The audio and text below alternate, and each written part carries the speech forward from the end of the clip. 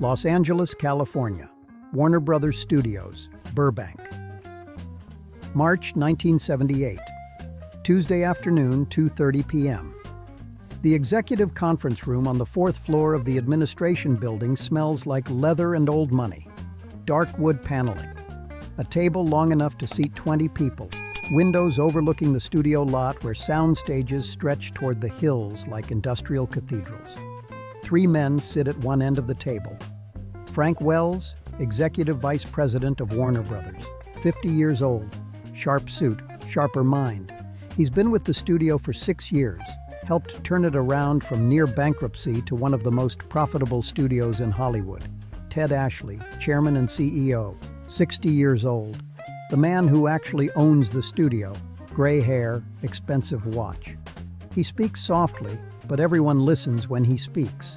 And across from them, Clint Eastwood. 47 years old now. No longer the young actor who got fired from Universal in 1954. No longer the TV cowboy from Rawhide. No longer even just the man with no name. By 1978, Clint Eastwood is one of the biggest stars in the world. Dirty Harry made him a household name. The outlaw Josie Wales proved he could direct. Every film he touches makes money. He's bankable, reliable. The kind of star studios build their entire yearly slate around. He sits relaxed in the chair. Jeans, button-down shirt, no tie, no suit. He doesn't dress up for meetings, never has. If they want to meet with him, they take him as he is. Wells slides a script across the table. Thick, maybe 120 pages. The cover is plain white with a title in black letters, Superman. Clint, we want you to read this. Clint looks at the script, doesn't pick it up. What is it? It's going to be the biggest film of the decade, maybe the biggest film ever made. Wells leans forward. His energy is pure enthusiasm, pure belief. We're adapting Superman, the comic book character, but we're doing it right. Huge budget, top director. We've got Richard Donner attached. We're building the entire film around realism, making the audience believe a man can fly. Ashley adds, his voice calm, measured. We're investing $55 million. That's more than any film in history except for a handful. We're building this to be an event, not just a movie, a cultural phenomenon. Clint nods, listening, not reacting. Wells continues. We want you for Superman, for Clark Kent, for the lead role. You're perfect for it. You've got the physicality, the presence, the all-American quality. You're the biggest star we have, and this film needs the biggest star in the world. He pauses. Lets that sink in. We're offering you $4 million up front, plus 10% of the gross. Not the net, the gross, from the first dollar. If this film does what we think it'll do, you're looking at $30 million, maybe $40 million, maybe more. The room goes quiet. $4 million up front is more money than most people see in a lifetime, and 10% of the gross on a film this big? That's generational wealth. That's never work again money. Clint picks up the script, flips through it, not reading, just looking at the page count, the scene descriptions, the scope. He sets it back down. No. Wells blinks. No? I'm not interested. Ashley leans forward now. His calm voice takes on an edge. Clint, I don't think you understand what we're offering. This isn't just another role. This is Superman. Every person in America knows who Superman is. Every child, every adult. This is mythology. This is the biggest character in American pop culture.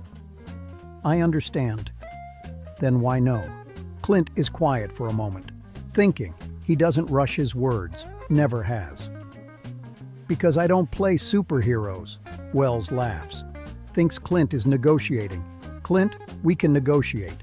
If the money isn't right, we can... It's not about money. Then what? Clint looks at both of them. His voice is calm, matter of fact.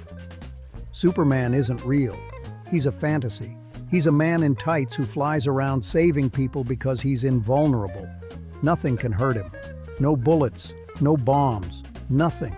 He's not human. He's not struggling. He's just powerful. Wells starts to interrupt, but Clint continues. I play men. Real men. Men who bleed. Men who can be killed. Men who are scared but do the job anyway. Harry Callahan gets shot. The man with no name can die. Every character I've played, the audience knows they're vulnerable. That's what makes them interesting. That's what makes people care. He taps the script. Superman can't die, so there's no tension, no real danger. The audience knows he'll win because he always wins. He's Superman. Ashley's face is unreadable. You're saying you won't do it because the character is too strong? I'm saying I won't do it because there's no truth in it. It's a comic book. It's for kids. Wells shakes his head. Clint, with respect, you're wrong. We're not making this for kids. We're making this for everyone.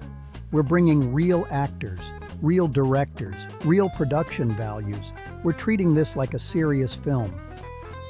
You can treat a fantasy seriously. It's still a fantasy. Ashley stands, walks to the window, looks out at the lot. His voice is quiet, controlled. Clint, I've been in this business for 30 years. I know talent when I see it. I know what works. And I'm telling you, this film will make more money than anything you've ever done. More than Dirty Harry. More than any Western. More than everything combined. He turns back. And you're walking away from it because you think it's beneath you? Clint's jaw tightens. First sign of emotion. I didn't say it's beneath me. I said it's not for me. There's a difference. Explain the difference. Some actors can play anything. They disappear into roles. They become the character. I'm not that actor. I play versions of myself. I play men who are flawed, who make mistakes, who aren't sure they'll survive. That's what I do. That's what I'm good at. He stands. Superman doesn't have flaws. Superman doesn't make mistakes. Superman always survives, so I'm the wrong actor for it. Wells tries one more time, his voice desperate now. Clint, we can change the script. We can add vulnerability. Then it's not Superman anymore. Silence. Ashley walks back to the table, sits down. His face is hard. You understand what you're giving up? I do. You understand we'll offer this to someone else, and they'll take it, and they'll become the biggest star in the world? Yes. And you're okay with that? Clint looks at him, cold, direct. I'd rather turn down the biggest film of the decade than spend 2 years making something I don't believe in. He walks to the door, stops, looks back. You'll find the right actor, someone who wants to be Superman, someone who believes in heroes. That's not me, never has been. He leaves. The door closes quietly behind him. Wells and Ashley sit in silence. Finally, Wells speaks. He just turned down $40 million. Ashley nods. I know. What do we do now? Ashley picks up the script, stares at it. We find someone else, someone who wants it. They offer the role to Robert Redford. He says no, too campy. They offer it to Paul Newman. He says no, too old. They offer it to James Caan. He says no, doesn't want to be typecast. They offer it to Burt Reynolds. He says no, doesn't believe in the character. Every major star in Hollywood passes. Finally, they find a relatively unknown actor. 24 years old, handsome, athletic, trained at Juilliard. His name is Christopher Reeve. He signs for $250,000.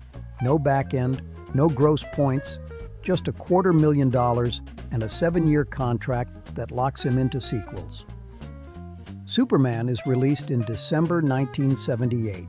It makes $300 million worldwide, the highest grossing film of the year, one of the most successful films in history at that point. Christopher Reeve becomes an overnight sensation, his face on every magazine, his name known around the world, but he'll never escape the role. For the rest of his career, he'll be Superman. He'll make other films, good films, but audiences only want to see him in the cape, only want to see him fly. He'll do 3 sequels, each less successful than the last, each more exhausting. By Superman 4 in 1987, the franchise is dead. The films are jokes, low-budget disasters that destroy what the first film built, and Reeve will struggle to find work, struggle to be taken seriously, struggle to convince directors he can play anything besides a man in tights. In 1995, he'll be thrown from a horse, paralyzed from the neck down. He'll spend the last 9 years of his life in a wheelchair, unable to move, unable to work, remembered primarily as Superman and pitied for his tragedy. 1978, the same year Superman is released. Clint makes a film called Every Which Way But Loose, a comedy about a truck driver and an orangutan. Critics hate it, call it stupid, call it beneath Clint's talent. It makes $104 million. One of the highest-grossing films of the year, 1979. Clint makes Escape from Alcatraz, a tense prison drama, no superpowers, no fantasy, just a man trying to survive and escape. It makes $43 million, huge profit on a small budget. 1980, Every Which Way sequel, Any Which Way You Can, another comedy, another orangutan, makes $70 million. 1982, Firefox. Clint directs and stars, a thriller about stealing a Soviet aircraft, makes $46 million. 1983, Sudden Impact. Fourth Dirty Harry film, makes $67 million. 1984, Tightrope. A dark thriller about a detective hunting a serial killer, makes $48 million year after year, film after film. None of them are Superman. None of them make $300 million, but all of them make money. All of them are profitable. All of them add to Clint's legacy as a reliable, bankable star who chooses his roles carefully.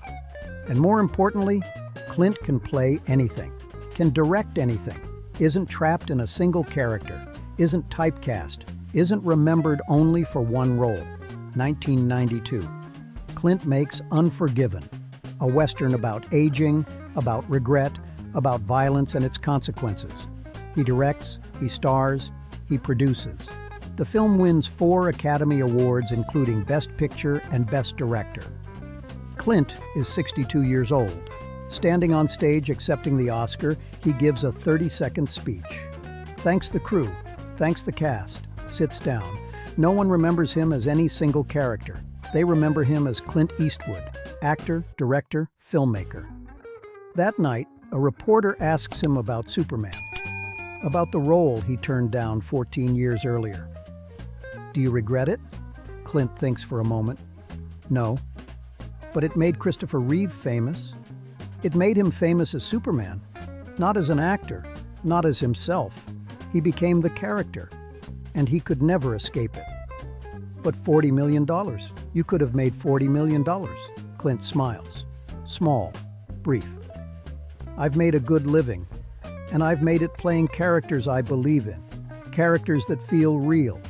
I don't regret that, not for any amount of money. The reporter presses. But Superman is beloved. It's a classic. Don't you wish you were part of that?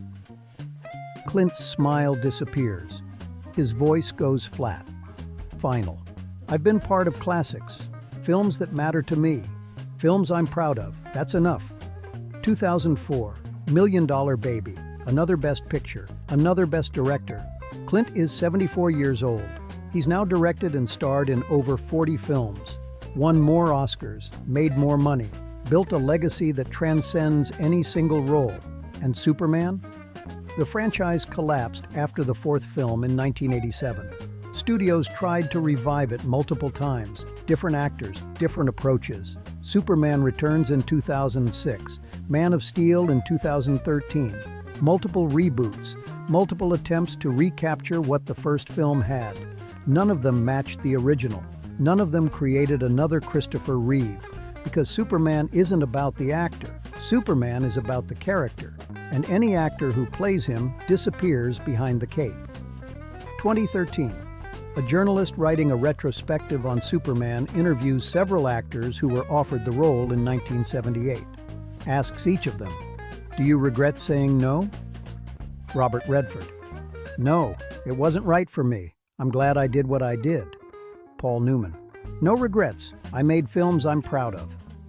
Burt Reynolds. Hell no, I would have looked ridiculous in tights. When asked about Clint Eastwood, the journalist notes, he declined to be interviewed, but his career speaks for itself. 2024. Clint Eastwood is 94 years old. He's made over 50 films as an actor, directed over 40, won 4 Academy Awards, been nominated for 12. His net worth is estimated at $375 million, not from one giant payday, from decades of consistent work, from ownership stakes in his films, from smart choices, from playing characters he believed in rather than chasing the biggest paycheck. And Superman? The character is still being rebooted, still being reimagined, still searching for an actor who can make audiences forget Christopher Reeve. Because that's the curse of playing Superman. You become unforgettable as the character, but you disappear as yourself. Clint Eastwood understood that in 1978. Understood that some roles, no matter how big, no matter how lucrative, aren't worth taking if they erase who you are. Understood that the biggest film of the decade isn't always the right film. Understood that turning down $40 million for a role that feels wrong is better than taking $40 million for a role that traps you forever. In March 1978, 2 studio executives sat in a conference room and watched Clint Eastwood walk away from guaranteed superstardom. They thought he was crazy, thought he was arrogant, thought he was making the biggest mistake of his career. They were wrong, because Clint wasn't turning down Superman, he was choosing freedom. Freedom to play flawed men, vulnerable men, real men. Freedom to direct the films he wanted to make. Freedom to build a career on his terms, not on someone else's vision of who he should be.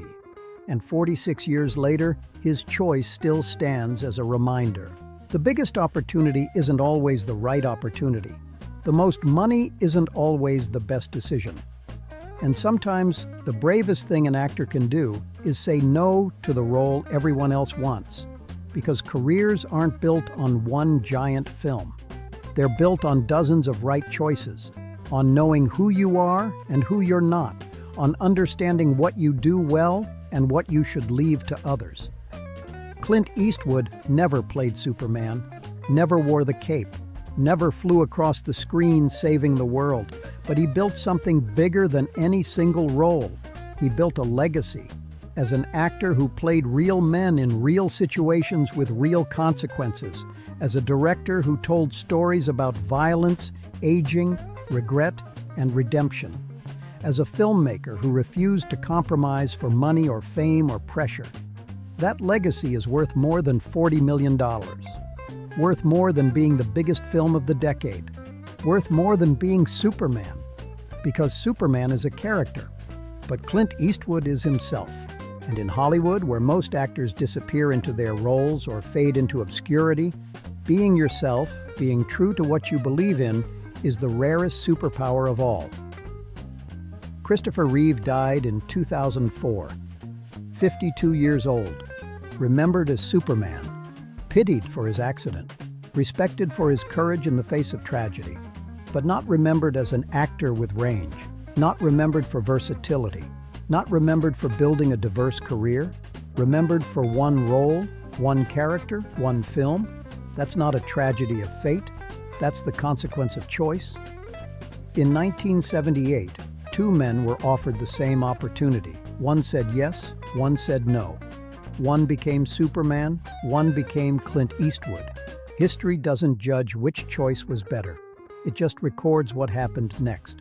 And what happened next is that the man who said no built a career that lasted 5 decades, won 4 Oscars, directed masterpieces, became a legend in his own right, while the man who said yes became frozen in time, forever young, forever flying, forever Superman.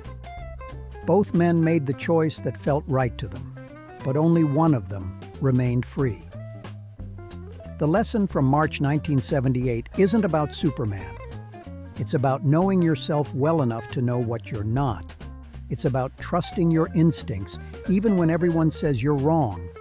It's about understanding that the biggest opportunity in the world is worthless if it takes you away from who you are. Clint Eastwood walked out of that conference room with nothing. No $40 million, no guaranteed blockbuster, no cape, just himself, his principles, his vision, and 46 years later, that's the only thing that still matters. Not the money he didn't make, not the role he didn't play, but the career he built by saying no when everyone expected him to say yes.